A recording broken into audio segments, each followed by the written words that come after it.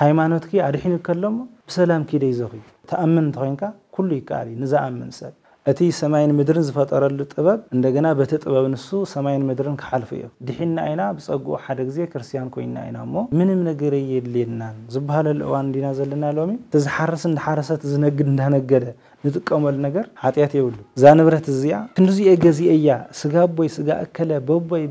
ብግዛዕ ዝግበር መሐላ ናይ ያዕቆብ መልእኽቲ ኣብ ዝገጠመን መድረኽ ኩሉ ግዜ ዝገልጾ መልእኽቲ እዩ ያዕቆብ ምዕራፍ 1 ቁጽሪ 27 በእግዚአብሔር አብ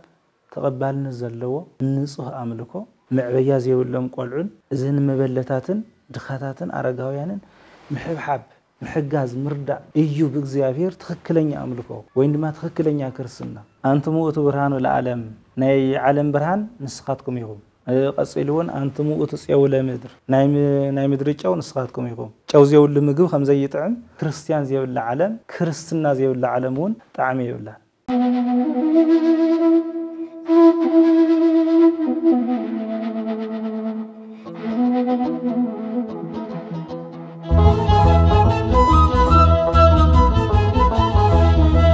በስመ አብ ወወልድ ወመንፈስ ቅዱስ አሐዱ አምላክ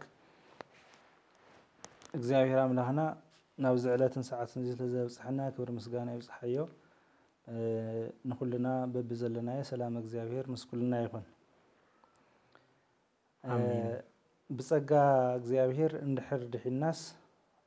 ንምንታይና ሰናይ ስራሕ ንሰርሕ ወይ ድማ ብጸጉኡ ድሒናስ ሰናይ ግብርን ንምንታይ የለየና ዝብል ንዝተልዓለ ሕቶ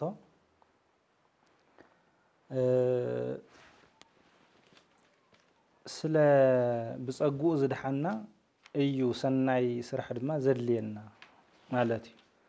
ሰናይ ስራሕን ብጸጋ ምድሓንን ፈላሊኻ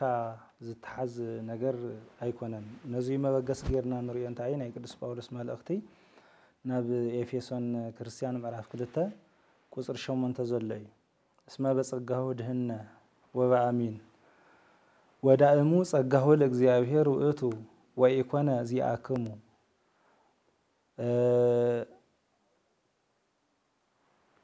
ብጸጉኡ ኢኹም ዝድሓንኩም ወይ ድማ ብጸጉኡ ኢና ድሒና ብጸጉኡን በእምነትን ዝብል ቃል ይነዎ ብጸጉኡን በእምነትን ኢና ድሒና ስለዚ ዝድሓናሉ ካብ እግዚአብሔር ጸጋ እዩ ዝድሓናሉ ካብ በዓልና እምነት እዩ ክልተ ነገር ኢና ንርኢ ማለት እዩ ስለዚ ንዓና ድሕነት መጀመርያ ናይ እግዚአብሔር ጸጋ አድሊና ናይ እግዚአብሔር ጸጋ ማለት ነፃ ውህብቶ እዩ ካብ እግዚአብሔር ዝወሃብ ስኺድ ነፃ ውህብቶ ምንም ንሕና ናይ ገንዘብ ድዩ ናይ ጉልበት ድዩ ምንም አስተዋጽኦ ዘይገበርናሉ ካብ ፍቅር እግዚአብሔር ዝብገስ ናይ እግዚአብሔር ፍቅር መግለጽ ዝኾነ ነፃ ውህብቶ ማለት እዩ እቲ ጸጋ ስለዚ እግዚአብሔር አምላክ ጸጉኡ እቶም ናይ መጀመርያ ሰባት ምስሓቱ ጀሚሩ ዘፍሰሰ ጸጋ እዩ ምንም እኳ ተፈጻምነቱ ክርስቶስ ምስ መጸ እንተኾነ ነገር ግን ኣብ ገነትስ ቅድሚ ንአዳምን ዮሐንን ቅድሚ ምፍራዱስ ኣብ ልዕሊ ዲያብሎስ ኣብ ልዕሊ ሰይጣን ክፈርድ ተሎ አስተጻረር ማእከለ ዘርእከ ወማእከለ ዘርአ ለብሲት ኣብ ማእከልካን ኣብ ማእከልታ ዘርኢ ሰበይትን ሓያል ጽልእ ክተክል የብሎ እግዚአብሔር ማለት እዩ በዚ ድማ ንሱ ርእስኻ ቀጥቅጠካ እዩ ንስኻ ድማ ሸኾኑ ክትነክስ ኢኻ ያው ሸኾና መንካስ ምዕንቃፍ እዩ ሰይጣን ካብኡ ሰዓት ጀሚር እስካብ ክርስቶስ ስቀል እስካብ ቀራንዮ መስቀል ብዙሓት ዕንቅፋታት እናፈጠረ መጽዩ ታው ግን የተሳኸዕልን ተሳዒሩ ማለት እዩ ናይ እግዚአብሔር ጸጋ ግን እንቶም ዝበደሉ ሰባት ቅድሚ መፍራዱስ ሰይጣን ሰዓረሉ ርእስኻ ቀጥቅጠካ እዩ ማለት ስልጣንካ ክሕድገካ እዩ ክትሰዓሪኻ እቲ ዘእተኻዮ መርገምን ኃጢአትን ኩሉ ክሰዓር እዩ መባል ርእስኻ ቀጥቅጠካ እዩ ማለት ስለዚ ርእሲ ማለት ማንነቲ ይዝውክል ሙሉእ ስልጣን ሙሉእ ዓቅሚ ናይ ዲያብሎስ ይዝውክል ማለት ስለዚ ስልጣንካ ዓቅምካ ሓይልካ ሁሉ ክሰዓር ኢሉ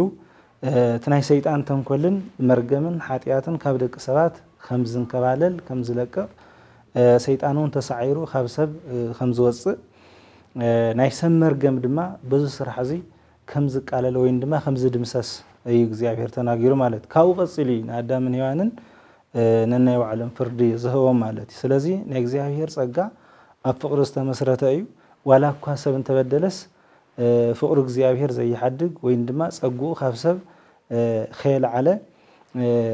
ጸጋ ኣብ ገነት ጀሚሩ ምንጋር ጀሚሩ ማለት ካኡ ድማ ዮሐንስ ወንጌል ምዕራፍ 1 ቁጥር 17 ንርኢ እንተለና اسم وريت بموسى توهبات لنا صقاس وصدق بإيسوس كريستوس كون لنا وريت وعندما انا وريت حقن سرعتن بموسى توهيونا نيرو صقان صدقن جن بإيسوس كريستوس كوين لنا ايلين تصحيف لنا له يتصقان እግዚአብሔር ጸጋ نسب زي مخنيات مدحان ام مخنيات زي تمسرته فقري نسب مهاب بفقرو خدحنا بفقرو نعنا كاموتنا بهيوت كوردتنا كبري كملسنا زحسو حساب باتيس غاز لبسه اكال እግዚአብሔር ወልድ በኢየሱስ ክርስቶስ እዩ መጽኢልና ማለት እዚ ድማ እንታይ ልገልጾለ እንደገና ዮሐንስ ወንጌል ምዕራፍ 3 ቁጥር 16 እቲ ሁሉ ብኡ ዘአምን ክድሕን እንበር ከይጠፍስ ሓደ ወዱ ንሞት እሕሊፉ በመሃብ ነተ ዓለም ክንዱዝ ይፈተው ይብል اسمه كما زافكر እግዚአብሔር ለዓለም እስከ ወልደው ሄደ መጣው ወሃበ ቤዛ ለኩሉ ሓደ ወድን ሞት እሕሊፉ እስከ መሃብ ክንዱዝ እግዚአብሔር ንዓለም ፈቲዎ ማን እግዚአብሔር بخمو بزي منم سرح بزي منم وهوته بزي منم وصيت እግዚአብሔር ስኺል بنص زفتولو نسب بنص زفتولو فقري ጸጋ እግዚአብሔር ይባሃል ማለት ስለዚህ ጸጋ ናዕና ካብ እግዚአብሔር ነቀበለ ነጻው ሆቶ በኢየሱስ ክርስቶስ ክርስቲያን ዝሆናሉ ወልድ እግዚአብሔር ዝሆናሉ በኢየሱስ ክርስቶስ ከሞት ናብ ህይወት ዝመጻናሉ ከውርደት ናብ ክብር ዝመጻናሉ ከመቃብር ናብ ትንሳኤ ዝተሰጋገርናሉ ካብ ጸልማት ናብ ብርሃን ዝተሰጋገርናሉ ወህውተ እግዚአብሔር እትጸጋ ማለት ስለዚህ ብጸጉኡ ይሁም ድሒንኩም ዝብለና ቅዱስ ጳውሎስ ማለት ስለዚህ ሰብን መድሃን ካብ እግዚአብሔር ጸጋ አድልዩ ተፈጽሙ ካብ እግዚአብሔር ኣብ ምኽንያት ዘይተመስረተ ብኹነታቱን ዘይቅየር ፍቅር እግዚአብሔር አድልዩ እዚውን ተፈጽሙ ማለት እዩ ካኡ ሰብን ከድሕን ድማ እንደገና ካብ ሰብ ካብ በዓልና ድማ እምነት የድል ማለት አታሐይዙ ቅዱስ ጳውሎስ ወበአሚን በእምነት بصقائكم زدحانكم بإمنات إزل مؤمن دما خاب سب يدل مالتي እግዚአብሔር አምላክ ካብ ዝፈጥረና ያው ነፃው ሆብተው እንደማ ነፃ ተሐሰባ ዘለና ፍጥረት ገይሩ ይፈጥርና ንሰብ ክፈጥረ ከሎ ስለዚህ ነፃ ተሐሰባና መብህትና ተጠቂምና ድማ ንእግዚአብሔር ከነአምኖ ይግባ እቲ ካብ እግዚአብሔር ዝርከብ ድሕነት ንምርካብ በእምነት እዩ ንቀበል እንበር ስኺልካ ይኮነን ማለት በእምነት ንስጋው ድሕነትና ሆነ ኒ መንፈሳዊ ወይ ድማ ነፍስና ድሕነት በእምነትና ማለት ማቴዎስ ወንጌል ምዕራፍ 9 ዛዕባ ካብ 12 ዓመታት ጀሚሩ ደም ዝፈሳ ዝነበረ እቲ እምነታ እንታይ ነይሩ ኢየሱስ ክርስቶስ መድኃኒት ከም ምዃኑ ከም ዘድሕን አሚና ተረዲያ ሓንቲ መዓልቲ ጫፍ ክዳኑ ጫፍ ልብሱ ተዝነክእኮ ክነጽህ ነይረ ኢላ ተሐስብ ነይራ ማለት ካብ ዕለታት ሓደ መዓልቲ መገድና ተጓዓዘ ዝሁሉ ህዝብና ተዳፈኦ ዝሁሉ ህዝብና ሰዓው እንዳሃለወ በቃ እንደምንም ኢላ ናይ ኢየሱስ ክርስቶስ ጫፍ ክዳን ነኺያ ነጽሃ ተታሪኩ እንደሐጸርከ ዝናገር ዘሎ አሞዳታ ዝበላ ነገር ታህሊታዩ ሃይማኖትኪ አህየወተኪ በሰላም እቱይ በሰላም ሃይማኖትኪ አድሒን ከለሞ በሰላም ኪደ ይዘኺ ሓፊራ ነራ ድንጊጻ ነራ ዘይግበእን ደኾን ነኺየዮ ዘይግበእን ደኾን ቀሪበየ እንዳለት ሓፊራ ድንጊጻ ነራ ነገር ግን ሃይማኖትኪ እዩ አሕዊኩ ዝንያ አጥዒኩ ዝንያ ሃይማኖትኪ ኢሉ አንጽሁ ካብ ዝነበራ ጸገም ቀሪፉ ኺድ በሰላም እተው ገዛኺ ኢሉ بتحاጓስ እንተሰናበታ ንርኢ ማለት እዚ ድሕነት ስጋዊ ማርቆስ ወንጌል ምዕራፍ 9 ቁጥር 23 ነው እንደሆነ ወዱ ሓሚም ወብዙሕ ስቃይ ሳቀ ዝነበረ ሰባይ መጽዩ ቤዛኻ ድሕነን ለይሉ በዛተክ ልርዳአኒ ወመሃራኒ ተተኻይል ኳስ ርዳአኒ አድሕነን ለይ ዝወደይ ኢሉ እመሰ ተአምን ኩሉ ይትከሃል ለዘያምን ተአምን እንተኾንካ نزامن كل يكاليلو قيتانا مدحينا ኢየሱስ ክርስቶስ بو መሰረት ድማ نتي ببزح سقاي بأجاننت سقاي بحمام ساقز نوردو أدحنا له مالتي تأمن تغينك كل يكاري نزأمن سب ناب دحنت نفسنا هنمسخلناون زأمن وزتتم كيدهن مارقس وانجيل معرف 10 يستزل كل جزء تقص زأمنس تتمق يزدحن ስለዚህ زأمن أيو እግዚአብሔር ናይ ፍቅር አምላኺ بግዴታ አድሓን ኢሉ ኢድና ጠምዚ ዘይኮነን ዝወስድ ንድሕነሉ መገዲ ይናገር ንድሕነሉ ቃላት አምሂርናለ ነጊሩናለ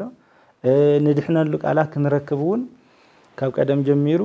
بቅዱሳን አባታት በነቢያት በሐዋርያት በሰማዕታት በሊቃውንት እንዳበለ እግዚአብሔር እናተናገረ እግዚአብሔር ይነግሮም ለህዝቡ በመጽሐፍ እግዚአብሔርስ ንህዝቡ በመጽሐፍ ይዝናገር አውዝሎም ሰዓት በፍላይ ማለት እግዚአብሔር በመጽሐፍ ይናገር በሊቃውንት ይናገር በስተፈላለየ መገዲ ንድሕነሉ መገዲ አቅሚጠለ ማለት ናይ ህይወትን ናይ ሞትን መገዲ አብ ቅድሚ ይኻል መስኻብ ዝመረጽካ ይኽድ ስለዚህ ናይ ህይወት መገዲ ክንመርጽ በተስተዋሃበና መስተውዓል በተስተዋሃበና ፍልጠት በተዘለና ልብን ፍልጠትን ክንመርጽ ናይ ህይወት መገዲ ክንመርጽ ህይወት ክንመርጽ ዘላለማዊ ክብር ክንመርጽ ዘላለማዊ ተዓጓስ ክንመርጽ نمرص عقمن فلتاتن اقميطلنا ስለዝኾነ ክንአምን አሜን ኢልና እንቀበል ይደልይ ማለት እግዚአብሔር ንስጋው ድሕነትና ሆነ ንነብሳዊ ድሕነትና ማለት ስለዚህ ዘአመነ ይድሕን ስለዚህ ዮሐንስ ወንጌል ምዕራፍ 5 ዘለው እንተኾነ ተፈቅድኑ ተህያው ከተሐውኽ ትድሕን ትደልይ ዲኻ ይዝወለ 38 ዓመት ኣብ ዓራት ደቂስ ዝነበረ ሰባይ ማለት ብሕማም ተጠቂዑ ዝነበረ ካውወ إيتنا نهاتو ملسي سلازي يدحينو ماله سلازي ني سقا ودحنتنا خونا نفسا ودحنتنا مؤمن كابانا يدل مالت كاب زيابير صقا امهنا زي تمسرته فقري ادلي كوينو كاب سب دما امنت يدلي كاب لب مؤمن كاب لب እግዚአብሔርስ بزيمنه مماراسي ፍጹም ልብ አፍቅሮ ለእግዚአብሔር አምላክከ በኩሉ ልብከ ወበኩሉ ኃይልከ በኩሉ نفسك وبكل هليناك بكل حسابك بكل نفسك بكل عقمك نغزيابير فتو بكل اكايدك بكل سرار عخس نغزيابير فتو توايلون اسكاب استصحفه نحناون بلبنا وصينا نغزيابير بزي من مماراسي كنا امن خلنا تدحنت نركب مالت لذي بزي بصقو دحنا يبحال قدس باولسون ني رومي كريستيان كناغرتلو رأيو متنا افكرنا እግዚአብሔር እንዝሃጣን ነህነ ክርስቶስ ሞተ በእንቲአነ እስኪ እግዚአብሔርስ እስካብ ክንደየናይ ከም ዘፍቀረና እስከራዩ ኃጢአተኛታ እንዳለናስ ክርስቶስ ምንታና ማይቱ ኃጢአተኛታ እንዳለና ክርስቶስ ምንታና ማይቱ ስለዚህ ክንደየናይ እግዚአብሔር ዘፍቀረና ስለዚህ እግዚአብሔር ንዓና ፈተዋሉ ፍቅሪ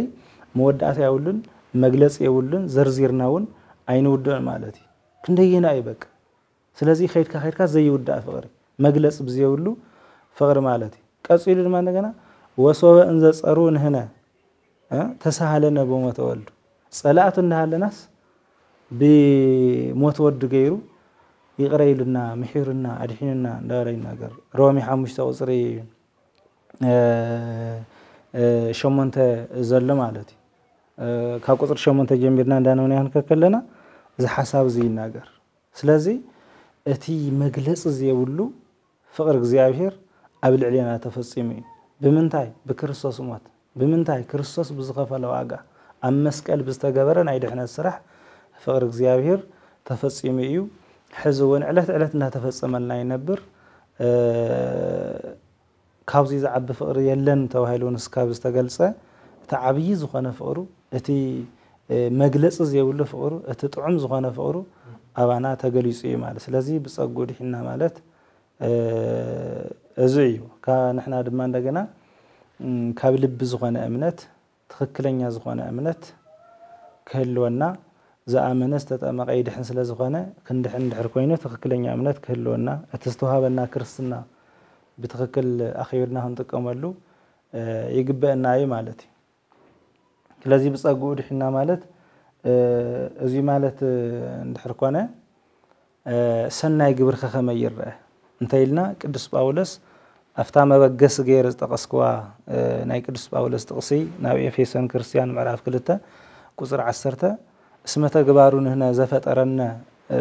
ዘፈጠረነ በኢየሱስ ክርስቶስ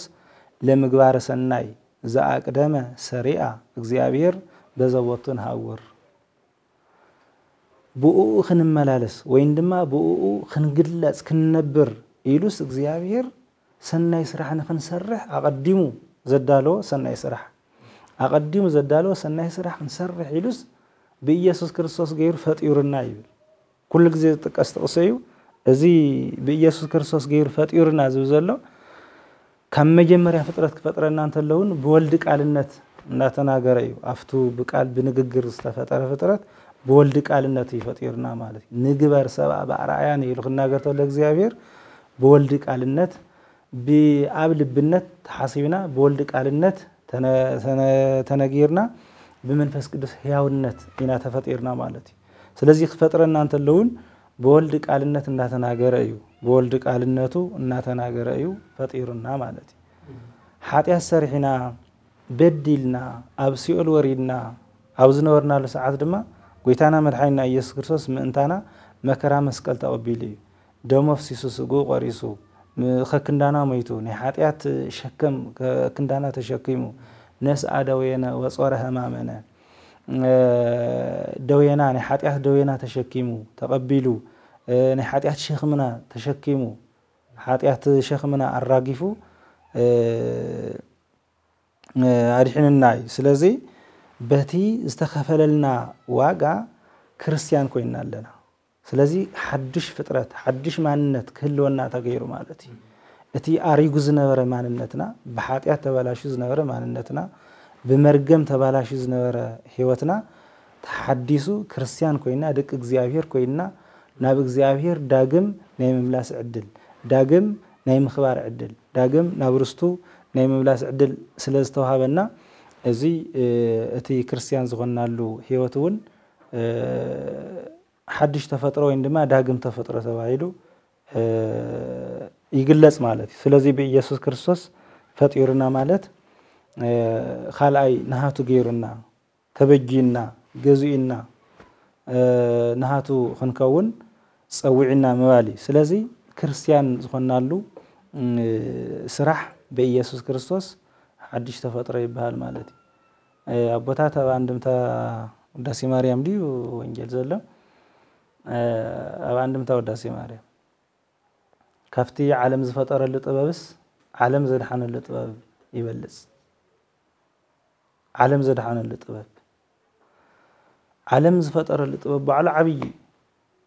ዓለም ዝፈጠረሉ ጥበብ ሰማይን ምድርን ኣብ ሰማይ ዘሎ ፍጥረት መላእክት ኣብ ምድር ዘለና ፍጥረታት ዝፍለጥን ዘይፍለጥን ንሕና ንፈልጦምን ዘይንፈልጦምን ፍጥረታት ዝፈጠረ እግዚአብሔር እታ ምድር ምስ ሙሉእ ትሕዝታ ዝፈጠረ እግዚአብሔር ኣብ ምድርን ኣብ ባሕርን ዘሎ ፍጥረት ኩሉ ዝፈጠረ እግዚአብሔር እንደገና ፈጢሩን ዝምግብ ዝሕሉ ዘንብር እግዚአብሔር ጥበቡ ብዙሕ ወኩሎ በጥበብ ገበርከ ወይ እንደማ ቅዱስ ዳዊት በኻሊ ቦታ ጥቃ አብይ ግብርከ እግዚኦ ስራሕካስ እጹብ ድንቅ ይበቅ ስራሕካስ አብይ ስራሕካስ እጹብ ድንቅ እዩ ኣብ መዝሙር 91 ዘሎ ስራሕካ እጹብ ድንቅ ኢሉ ይገልጾ ማለት ስለዚህ ስራሕካ እጹብ ድንቅ ተባሂሉ ተገለጸሉ ተዓለም ዝፈጠረሉ ፍጥረትን ዓለም ዘንብረሉ ዘሎ ፍጥረትን ጥበብን ዓለም ዝመርሐሉ ዘሎ ጥበብን ከሕሰብ እንተሎ ዓብይ ጥበብ ተናጊርካ ዘርዚርካ ዘይውዳእ ግን ካውዚስ ሰብ ኮይኑ ዓለም ዘድሓነሉ ጥበብ ይዓቢ ተባሂሉ ማለት ይበልጽ ተባሂሉ ማለት ምክንያቱ እቲ ዓለም ዘድሓነሉ ጥበብ ትሕቲሉ ሰብ ኮይኑ ከም ሰም ስርዓት ዓብዩ ዘንበለ ኃጢአት ባሕቲታ ካብ ኃጢአት በስተቀር ኃጢአት ዘይሰርሕ እምበር እቲ ሰብ ክኾነ ዝግባእ ኮይኑ በብህቅል ህቀ በብንእሽተይ እንዳዓበየ ሰብ ክኾነ ዝግባእ ኩሉ ኮይኑ ትሕቲሉ ካብኡ ኣብ መስቀል ድማ ክንርኢ ከለና ዝኩሉ እናገረፍዎ እናሳቀይዎ ዝኩሉ እናፀረፍዎ ምንም መልሲ ከያበ ትዝሪኦ ዘሎ ትንሳኤ ትዝሪኦ ዘሎ ንቅድሚት ዘሎ ናይ ሰብ ህይወትን ክብርን እስካብ ዝኾነ ምንም መልሲ ከያበ እቲ ዋጋ ከፊልዎ ማለት ስለዚህ እቲ የብቀራንዮ መስቀል ዝተፈጸመ ናይ ድሕነት ስራሕ ወይ ድማ ሰብ ዝድሓነሉ ናይ ድሕነት ጥበብ ዘለዓለም ዓለም ዝነብር ጥበብ ስለ ዝኾነ ማለት እቲ ሰማይን ምድርን ዝፈጠረሉ ጥበብ እንደገና በተጥበብ ንሱ ሰማይን ምድርን ከሐልፍ እዩ እቲ ኣብ ቅራኔ ዝተፈጸመ ጥበብ ኣብ ቅራኔ ዝተፈጸመ ድሕነት ግን ንዘለ ዓለም ብህይወት ምስኡ ኣብ ሰማያት ዘንብር ኣብ መንግስተ ሰማያት ዘንብር ጥበብ ስለ ዝኾነ ዓለም ካብ ዝፈጠረሉ ጥበብ ዓለም ዘድሓነሉ ጥበብ ይበልጽ ኢሎም ኣቦታትና ገሊጾሞ ማለት እዩ ስለዚ ብኢየሱስ ክርስቶስ ተፈጢርና ማለት ክርስቲያን ኮይና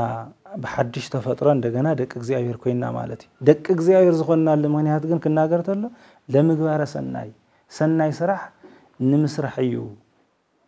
ሰናይ ስራሕ ንምስራሕ እዩ ድሕና አይና ብጸጉ ሓደ ግዜ ክርስቲያን ኮይና አይና ሞ ምንም ነገር የለና ዝባሃለ እዋን ዲና ዘለና ሎሚ ስለዚህ አነ ድሕና እየ ካው ሰናይ ስራሕ የለነን ዝብል ሰብ ካብ ንግግር ኢኻ ትፈልጥ ቀጥታ ማለት አይድሓነን ማለት በአፉ ይዝናገር ዘለንበር بتجبار يدحنن أوشتي دحنات كرسوس يقول هوت يقول المالتي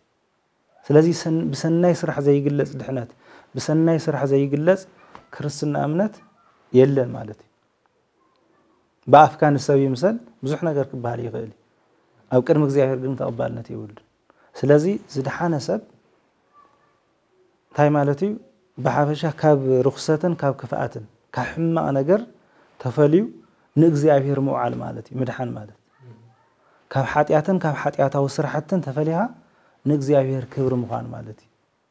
اتي نسغانا تقمنا سرح بعلوس نغزيابير كبر بزوع الملكوينا نصرحنا نتقملن زغبنا كنبلع كنستي نغزيابير فادي تنولعت نستيون اقديم قدمنا عنا مفطارس ازغاجلنا اغزيابير سمستمسغنا يهو اقديم ازغاجلنا تزحرس حرست زنجد እንደነገደ ንጥቀመል ነገር ኃጢያት ይውሉ ግን ንኽብር እግዚአብሔር ብዙዕ መልክዑ እተሐርስታ ይውል ደረት ከይደፈ بحق እግዚአብሔር ከም ዘአዘዝ ኣብ ስርሕሉ ሰዓት እናሰርሐ ስጋው ስራሕ ብስርሕሉ ስጋው ስራሕ እናሰርሐ መንፈሳዊ ስራሕ ብስርሕሉ ሰዓቱን መንፈሳዊ ስራሕ እናሰርሐ ዝነብር ተቆይኑ ተነጋዳይውን بحق እንዳነገደ نترف توايلو زيلا محلا زيلا زربا شودا متلال بزيبلو بحق نجيد زي ترف ندعر كوين نغزيابير كبر خو عليه خلي نقدناون مالتي مهنياتو تعيو زانبرت الزيا كنزي اجازيا سغا بوي سغا اكله بوبوي بغزع زغبر محلا اي خطر زلو زانبرت الزيا 10 قرش غزيوا 100 شيط انت دايلو 100 يشيط ايلو خيل ناغرنيو مالتي وينما 150 200 يشيط ايلو خيل ناغرنيو تاس شيط واغا خيل ناغرنيو هندز غزي اغزيا مالتي هندز يغزيا انا لخمحل ناي سبيدنا سحابكا متقع زيغن او نغادو تخكل كخون زي يخل حسابي مال سلازي تنغدون كم እግዚአብሔር فقاد كنغعزو نخلينا مالتي كم እግዚአብሔር فقادنا نغدنا ترفنا كنركب نخلينا بركتي نسون مال نغيد كمبلع بركتي حارس كمبلعون بركتي صحيفكا دغيسكا استمهيركا بستفلالي سرحات سرعيخا سغاوي منواورخا ممرح حاتيات يول جين سغاوي منواورخا تسرح جن زيلا عمصن ليبنتن سرقن ككايتلغن اويتي حاتيات زمص مالتي سلازي سغاوي سرحنا خونه منفساوي سرحنا بحقنا سرحنا نغزيابير كبري بزغلص ملكعو ينخن نبر زغبنا مالتي سلازي اتسناي سرح مالت كحما تحليخا كحما رحيكا እግዚአብሔር بزدلي وين دما كم እግዚአብሔር حقن ممرحن منوار مالتي مدحان سلازي زدحان سب سناي سرح زي سرح ندعر كوينو غنا ايدحانن مالتي اوزي خطحزلو يوحنس وانجيل معرف 6 معرف 6 قصري 26 جميرو غيتانا مرحينا ኢየሱስ ክርስቶስ حمشتن جرى خلت عسابر كيتو مسمقوم نتي سقاوي مقبي تخرت غيرهم مسيوم خننقسكا ناولو مسيوم ويتانا مدحينا ኢየሱስ ክርስቶስ زولم جن نسخاتكم سي كاباي تأمرات سلزرأخم أملاكاو سرح سلزرأخم يكون تايدا نتي زولعخمو مقب سلزرأخم إخم تمصن زلهم ننقسكات ولن زلهم سلازي نسخاتكم نزحلف مدراو مبلع أي تسرحو مسبلا قصري عسران شوعتن تايولم تجبروا إنكسا أقوى لمبلغ حلافي الله لمبلغ زينبر لهوت زلالة سقاتكم نتحلاف مبلغ انت يكونس نزل عالم هوت ذهب سرح كتصرحني أكم إلي زوزا كاون ساتم تايولو ويويلو من تنرسي كما نجبر جبر أجزيابير من تنرسي كما نجبر جبر أجزيابير نأجزيابير سرعنا نسرحس انتي نجبر يبلو نأجزيابير سرعنا نسرح انتي نجبر نسود ما زولا من أجر تايو وعوسا أجزي يسوس ويويلو زنتو إتو جبر أجزيابير كما تأمنوا بزفنا ووقتو نأجزيابير سرحسي أجزيابير بزل آخو بإيسوس كرسوس وعندما أجزيابير بزل آخن بأي ختأمنين أجزيابير سرح أتي إمنتنا ونبعلو بزوناي قويتانا مدحينا إيسوس كرسوس جلسة تأمنت بعلو سرح توايلو تجلس إنها مالتي كاوز إمنت زي نامنتها يبكع ناو صوم ناو صلوات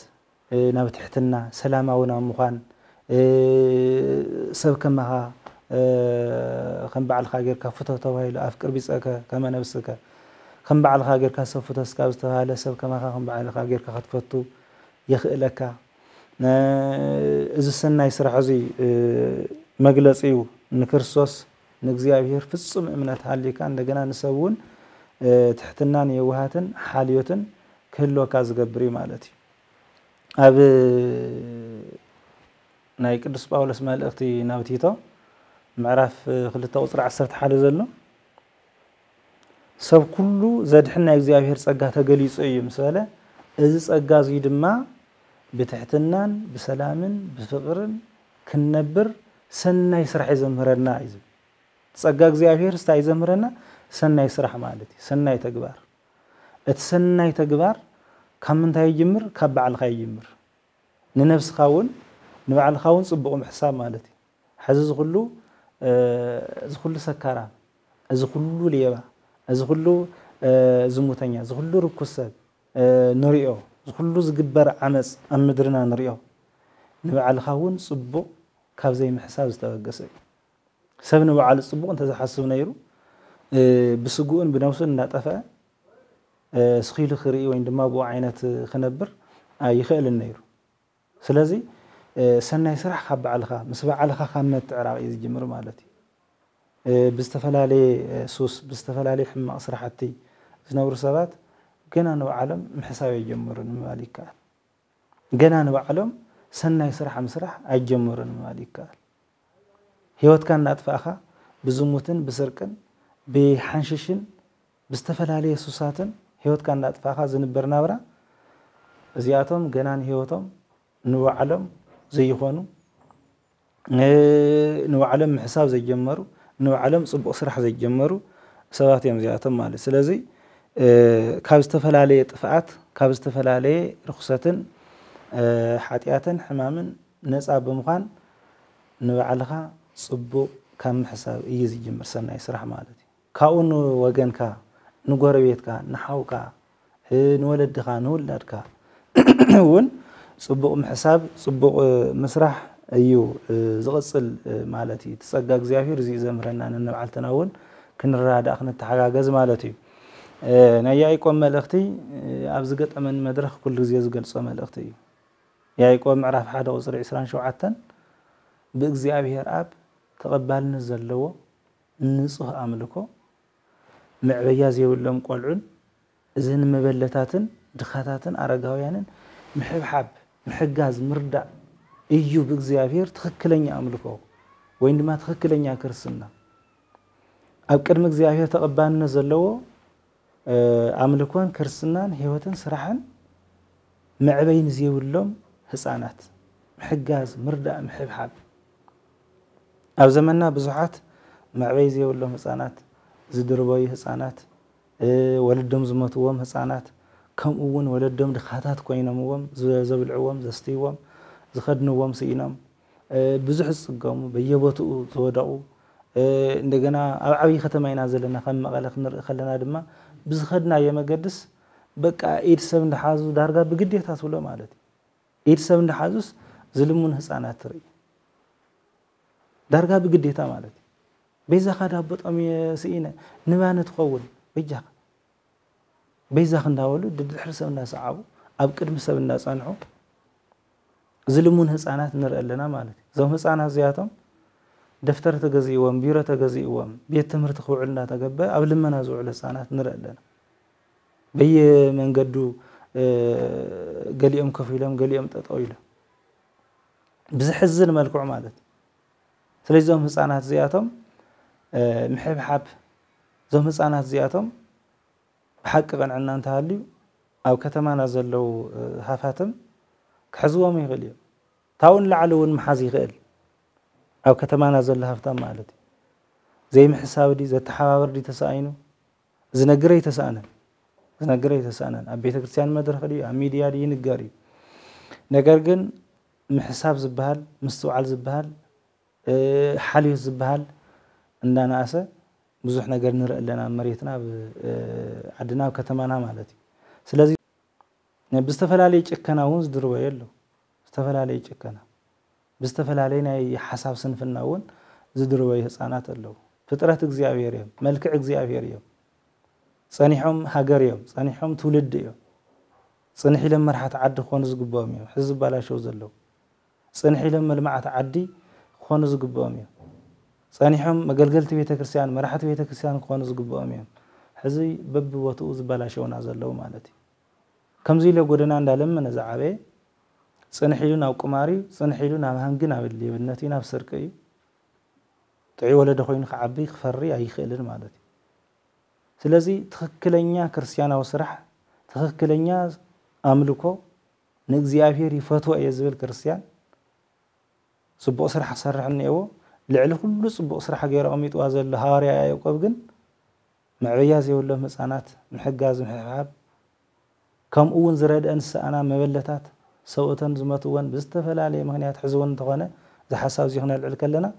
ብዙሓት ስድራ ስዋኣት እውን ኣለው ብዙሓት እውን ሰውተን ኣምግዳል ሰአና ኣዴታት ኣለዋ ኣንስት ኣለዋ ነዚኣተን ምሕጋዝ እውን ዓብይ ክርስቲያናዊ ስራሕ ገይሩ ያዕቆብ ኣሚጥዎ ዘሎ ማለት እዩ ስለዚህ ተሰናይ ስራሕ ንቀደም ካብ በዓልኻ ጽቡቕ ነገር ከም ሕሳብ ይጅምር ካብኡ ሰብ ከማኻ ከም በዓልኻ ጌርካ ፍቶ ብዝብል መሪሕነት ድማ ንዝተጸገመ ሁሉ ብምርዳእ ንዝተጸገመ ብምሕጋዝ ዝግለጽ ይዝኸውን እቲ ሰናይ ስራሕ ማለት እዩ ስለዚህ እዚኣ ኣብ ማእኸልና ውሽጥና እንተ ዘይሃልያ ክርስቲያን የማሊ ይካልን ብጸጉኡ ድሕና የማሊ ይካልን ናይ እግዚአብሔር ጸጋ ምሰድሓነና ንሕና ድማ ናይ እግዚአብሔር ጸጋ ብእምነት ምስተቀበልናዮ ናይ ዝተቀበልናዮ ውጽኢት ናይ ዝድሓናሉ ውጽኢት ብጾምን ብጸሎትን ንፍለጥ ሰባት ብጾምን ብጸሎትን ምስ እግዚአብሔር ርክብ ንፈጥር ሰባት بسلامن بفقرن ننبر حزبي كوينا نورل ندحر كوينا እዩ بصقو دحنا ናይ እግዚአብሔር ጸጋውን ምሳናኒው ክባል ዝካል ማለት እዩ ወይታና መድኃኒና ኢየሱስ ክርስቶስ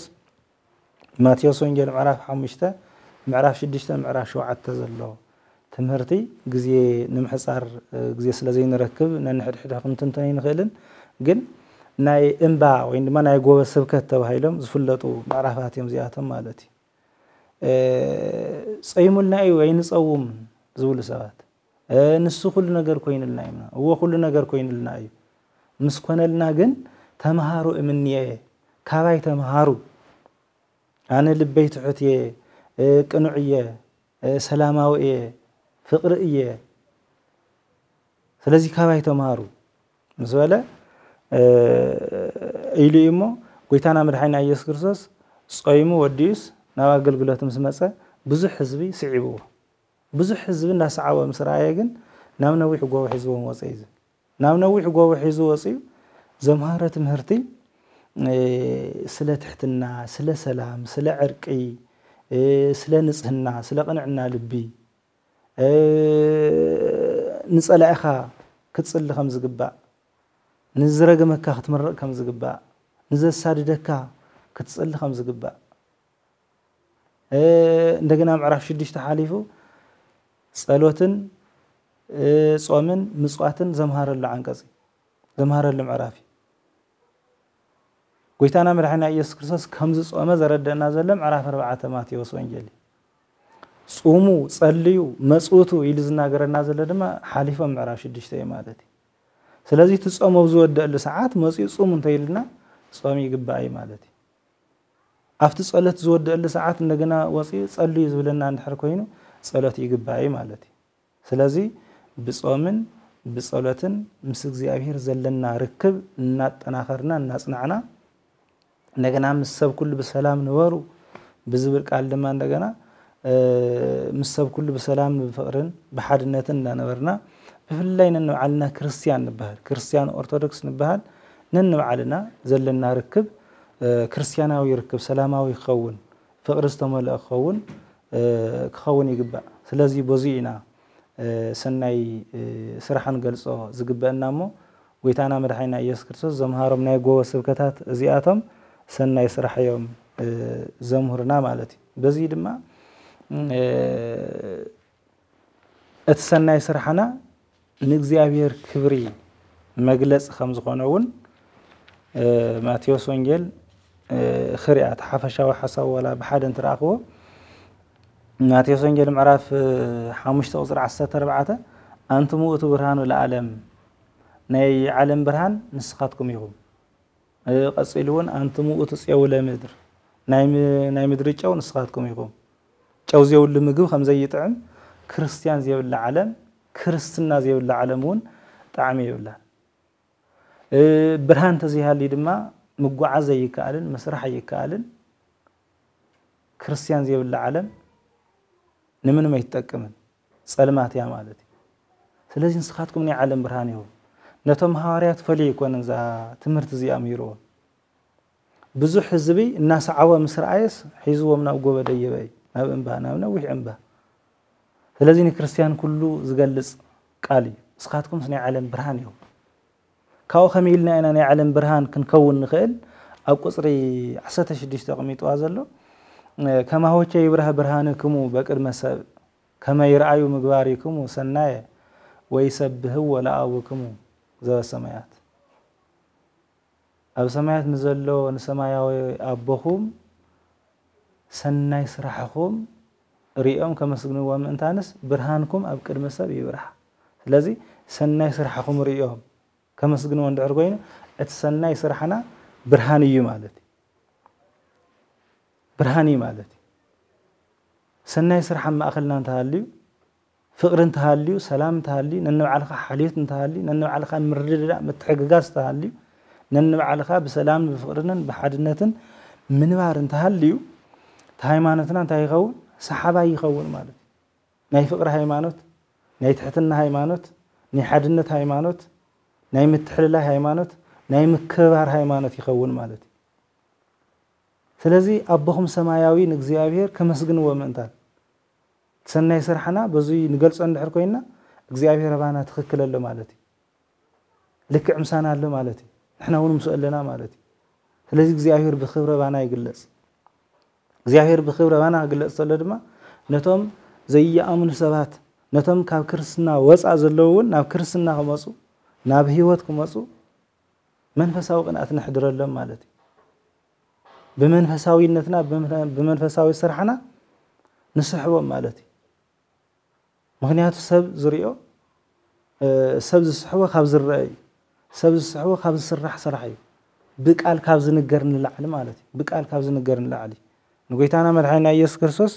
ቶም አይሁድና አይሁድ መምራን ይቃወሙ ነይሮ ምናልባት ነትቃለይ ነትትምህርት ይኳ ተዚ አመንኩስ እመኑ ለግብሬ ነትስርሕን ደኳ እመንዎ ነትስርሕን ደራዩ ስርሕን ደራዩ በቃ تقالي إذا تراتركم تغينس سرحين دراي سلازي تهيمانة ركيع يعيران بصبق سرح يزقلص بكريستياناوي سرح يزقلص اتركيع زخونه زير هيمانتنا اكال غزيو اكال يحزو زرع بسناي سرحناي بوينا نتم زي امن ساتون كنم صومن كنستخاخلومن ناب እግዚአብሔር كنسحومن نخيل مالتي سماياوي ابخم بزي خبر من تانس سرحكم أو كرمسب يجلس يبقى أو كرمسب يجلس النيرو وينجيل ويندما كرسنا دما نايك على نايت تجبارن سرح يخون زلوا وانبر بقال إيه كرسياني زدحانكوية بس أجو خمسية مثالك